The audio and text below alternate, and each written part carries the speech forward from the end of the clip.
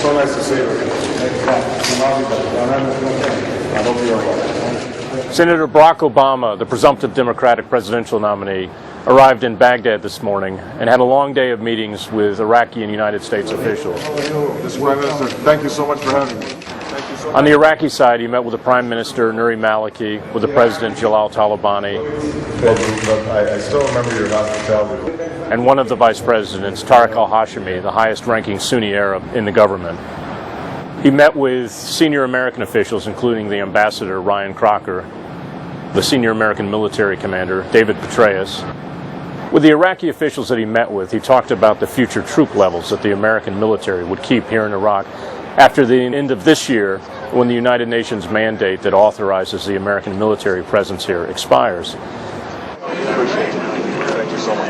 How are you? Some Iraqi officials who favor a faster withdrawal than what the Bush administration has sought use that as an opportunity to re-emphasize today their desire that troops be pulled out of the country by 2010. But that opinion is far from universally held within the Iraqi government. I'll be discussing it later, but we had a very constructive discussion. Mr. Hashimi told reporters that he did not favor any set timeline for the withdrawal of American troops.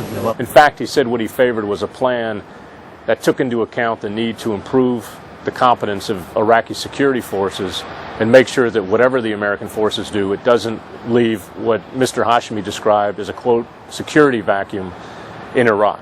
We caught up with him after his meeting with Mr. Hashimi, where Senator Obama discussed what he described as the great security improvements that he had seen during his trip.